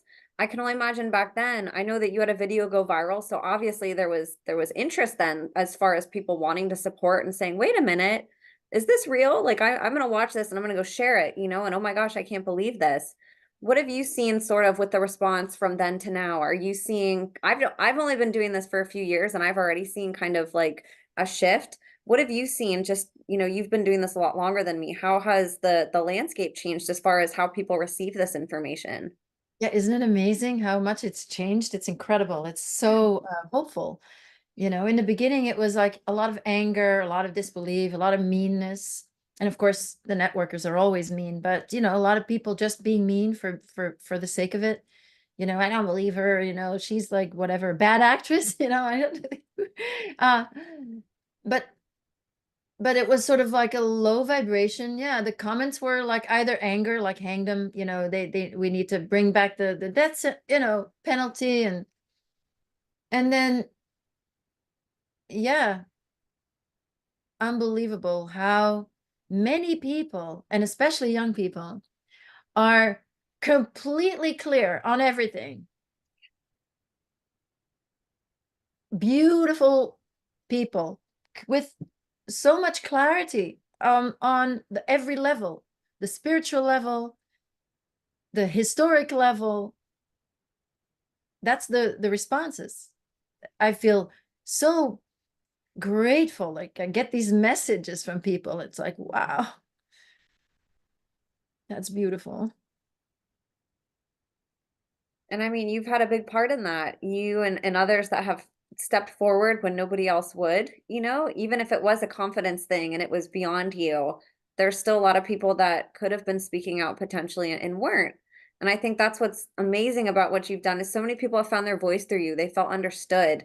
People like me have found you and all of a sudden light bulbs go off and it's like, "Oh, like I see how this all works now." Like she is explaining the infrastructure where before I might get a piece of it, like trafficking exists, but it's like, okay, but how does trafficking tie into our government or the military or this or like the elite? Like there's so many disconnects in your story and how you're able to articulate it. I think has helped people. I think you're one of the first people that people find when they wake up. And I think hearing your testimony helps other survivors take the model that you present to them, that 101 model, and they say, oh, let me try to, reverse engineer my life and try to fit my own pieces in sort of this model that Anneke is talking about, which is so cool. And speaking of models, I want to talk about the unconditional model because I think that all ties into this too. And I want to talk about the businesses that you do because all of this, you talk about it on podcasts, but you go so much deeper into it and all of these healing methods with your work. So I'd love for you to talk about the unconditional model and what that is, and talk about these workshops that you do because they're awesome, and your book. I mean, I just want you to dive into all these business ventures because you give us a lot. You've been a whistleblower for a long time, but you've also given us so many other opportunities and chances to learn, whether it's through books, workshops, podcasts, and I just think you're brilliant. So talk about, how you decided to start businesses, where you started with that, and share about all of these amazing things with people. Well, thank you, first of all, for your kind words. Yeah. I should say that the prison work wasn't really a business. It was really a service that I just had to, at some point, I was just doing it full time. Like, okay, I have to finance it. And so I created a nonprofit organization that didn't really, I can't say that I made a lot of money, but it was very beautiful work.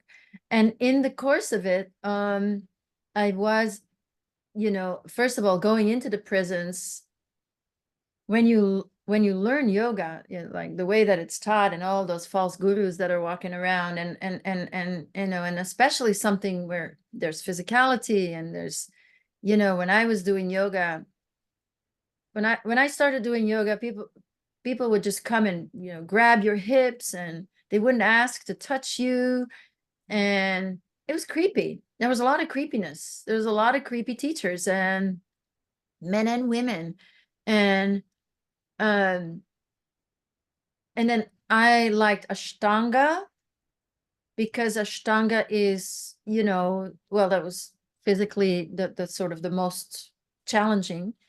And so that's what I was drawn to. I sort of graduated naturally to Ashtanga. And you just do it at your own pace. So I like that. So you do the series, and you come and do it in a certain time frame, and you do what you do. And then, you just advance at your own rate. And I did feel that a lot of people were survivors in that room. And then I heard about this incredible guru, and then I should go to India. And then the guru came to New York and grabbed me. He molested me. Tommy Joyce. Oh my So gosh. yeah.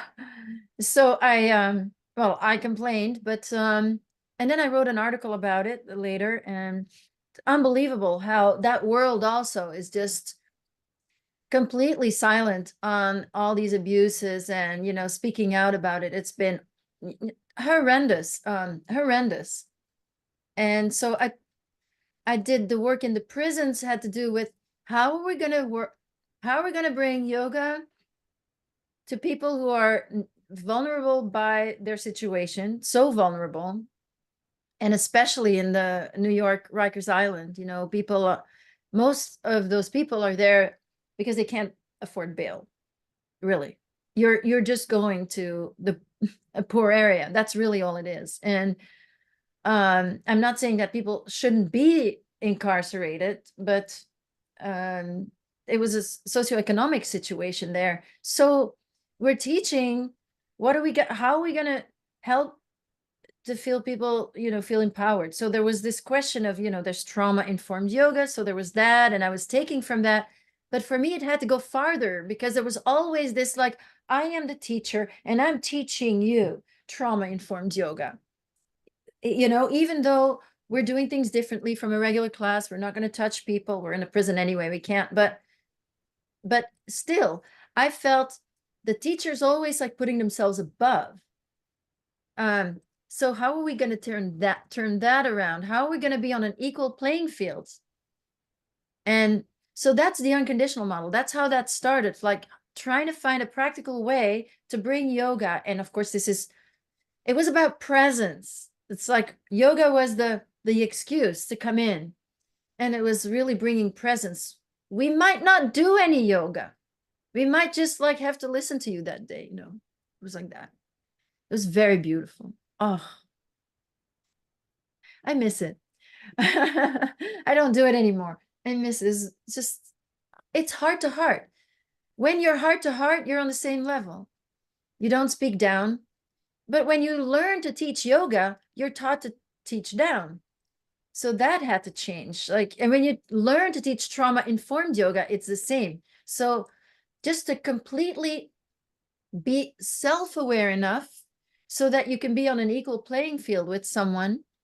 That's to say, looking at the ways in which you project up, because you can go to prisons and you can project up to prisoners as well. Because through your white guilt, you might feel that, you might feel that you're beneath the people that are actually incarcerated, or you may feel above people that are incarcerated because you're not, so whatever it is, it's like, how are you going to be coming from the place from your heart,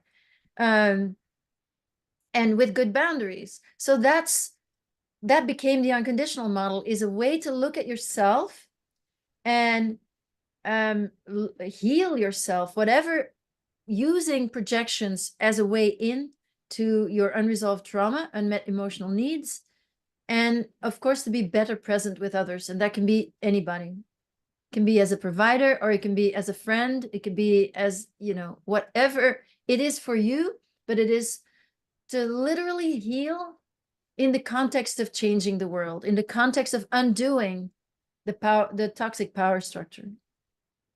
Ah, I love that. I have chills going through my body. That's what healing is, that's exactly what it is, like coming back. And then I love that you said that about yoga. I felt that when I would attend yoga classes.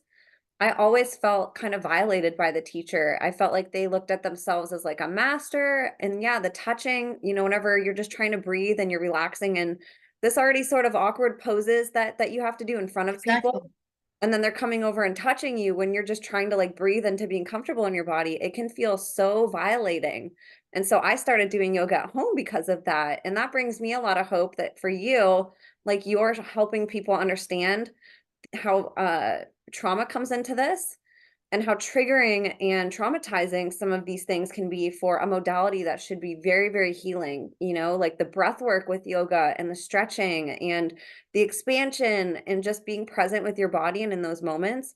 Like it's really healing if you're able to do it under the right pretenses with the right teachers and with the right intentions. But like you said, unfortunately, that industry and my background's in fitness too, so I was exposed to it the same with personal trainers, and it's just like a very egotistical industry for some reason, when in reality it should be looking at the people coming in like everybody does fitness to heal to some degree. Even if you're already in shape, you're trying to stay in shape so you don't get sick, or so you don't fall into illness or disease. And somehow we forget that and it becomes like this very egotistical thing. So I commend you for seeing that and doing something about it, because it was one of the things that like I detested about working in that industry was I was like, there's so many people that need help. Like a lot of the people that come to these classes are coming because they're insecure, because they're depressed, because they want companionship or they want to feel accepted. They want somebody to praise them and like be there with them like on a level playing field, like you said. And it's very different than that a lot of times. And I think it makes people fall even more into those insecurities that they have. Definitely. And I work a lot with therapists, of course, because the model Yes. works on every modality. So I went to Prague in 2019 and taught groups of therapists. It was really nice because they understand really well. Yes. Either they want power, like it's the power to be needed, right? It's the need to be needed. It's the therapist need to be needed that messes things up. And I've seen so many bad therapists, um, and so few good ones. So really bad, really crazy therapists out there.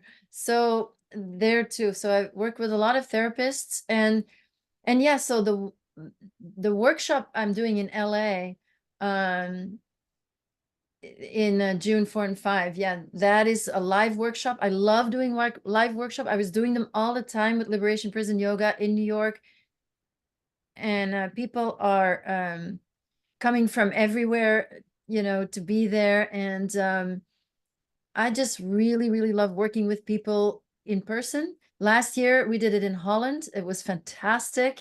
And so this year in LA, where I haven't been in a really long time. So I'm really looking forward to it. I hope you sign up or just reach out with any questions about it. We have an accessibility rate also for people that have trouble affording it. And yeah, so this is what I love to do.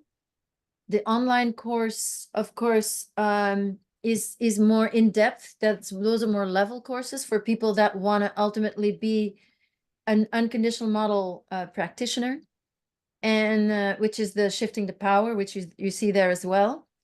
And yeah, and then I guess there's one last little thing I want to say about my book, that you were showing it earlier. So my book, yeah, thank you. So yeah, right. So if you go through my website and you click on it, you'll go to the Amazon a page that has it. If you go on Amazon, you won't find it because Amazon has shadow banned the search. So you have to go. So if you go to Amazon and you do a search, you won't find it. You'll find the Kindle, but you won't find the book unless you go to books in the search. Yeah. If you go, it is there, but you won't find it unless normally when you do a search, it says all. you can't find it in all. You have to use the menu and go down to books, and then you can find it.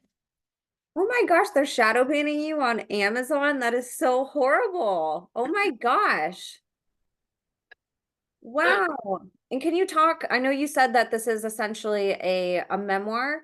Yes. Can you just talk a little bit about this book and sort of what you hope people get out of it who read it? Yeah, so I hope that what comes out of it, and if you want to click on this second image there, that is the back of the book. Oh yeah, it's hard to read, but it doesn't matter. It's the same as what is said there. Oh wow, you're good. Here we go. Yeah, so again, it's 101, even though some of the things described in the book are extreme, of course, very extreme and painful. I hope that you get, first of all, the perspective of the child, which is different from what we expect, and also the hope, because I always had hope and I was always seeking it. That's the quest for that love. Um, but I hope that even the peace comes through in the writing. And when you read even the commentaries, you'll see it touches a little bit on that. You hopefully, I try to explain a little bit how it works in the book too, of course. And so it's weaved in with the experience and the spirituality, and I hope it's felt, even though it can be very hard to read. And I hope that the beauty of the language, because this is so important for me, and that's why I really, I guess I identify as a writer most, um, which is that I hope that the beauty of the language also helps you through it.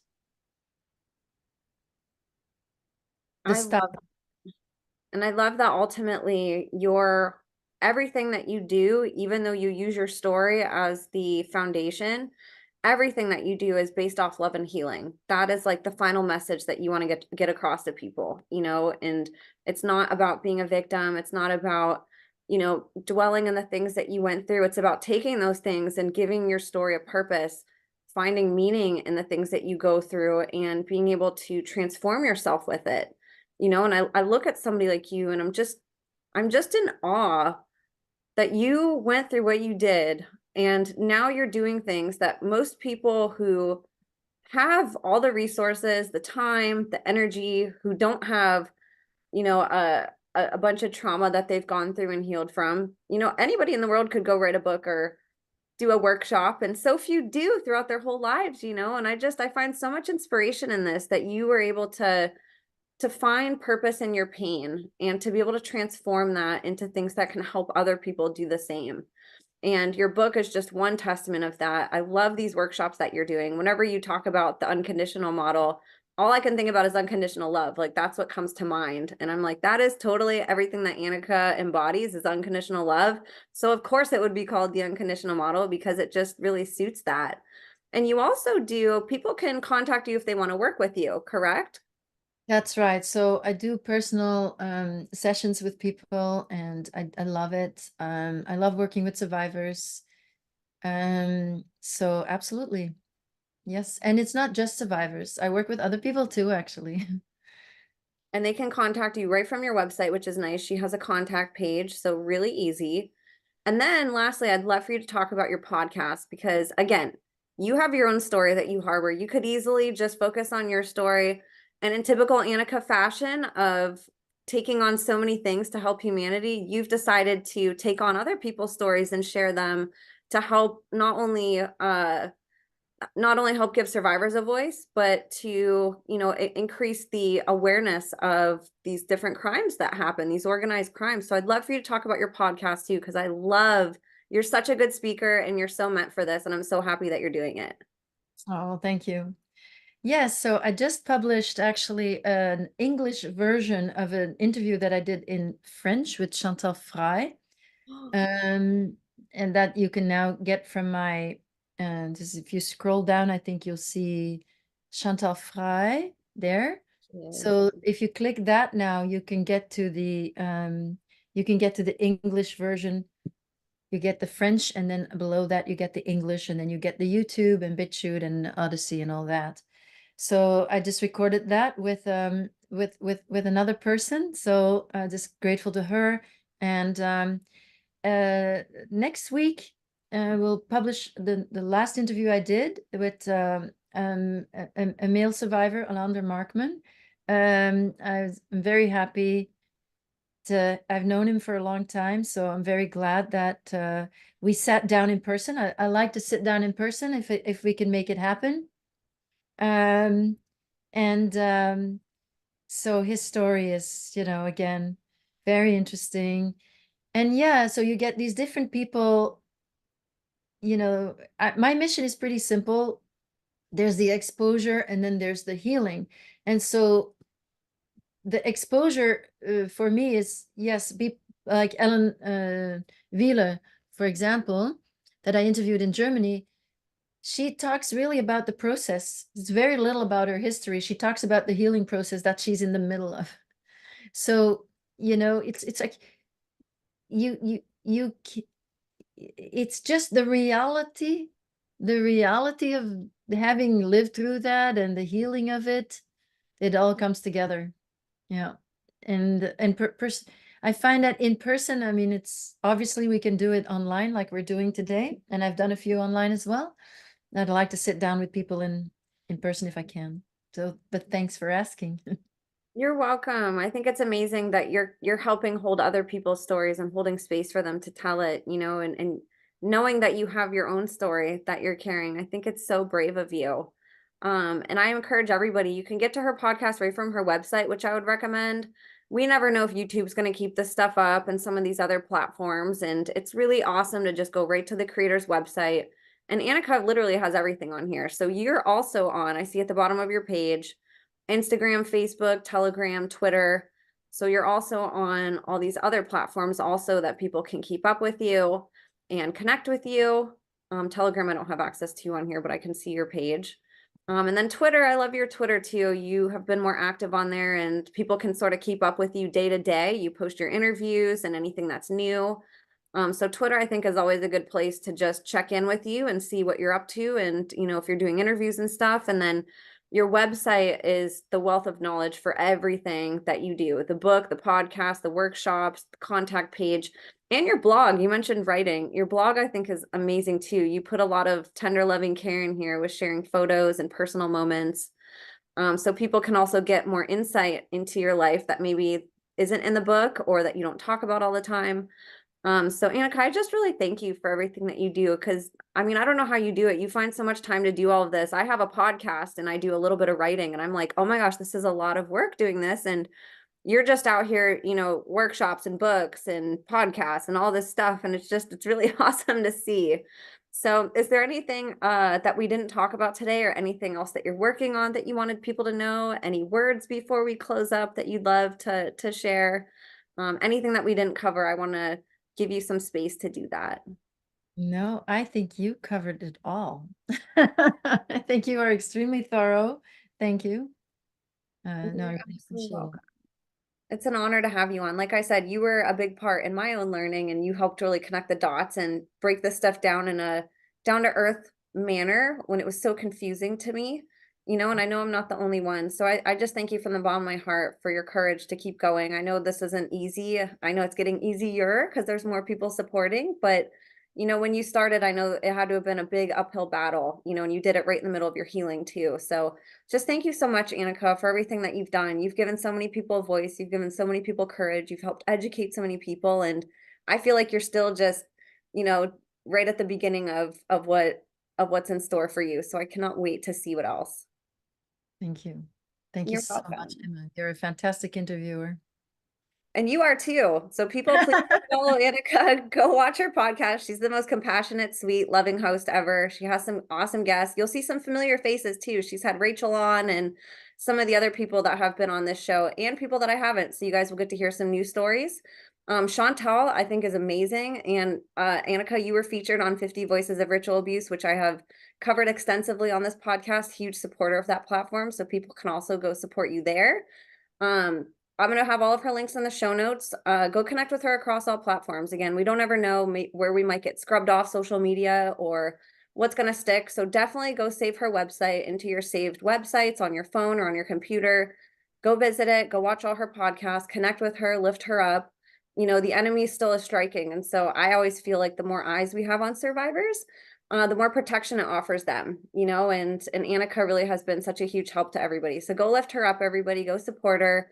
I'll have all my links in the show notes. Also, you guys, don't forget she has an amazing workshop coming up in June on the 4th and 5th. So please, if you guys want to sign up, I'm going to have that link also in the show notes. She has it right on her website. I'd encourage you guys to go support her. It's just 2 days. She can work with you if you can't afford it.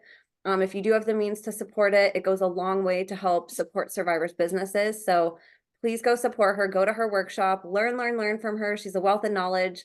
And just thank you guys so much for tuning in. We're so grateful for you. So you guys, thank you so much, and we will see you next time.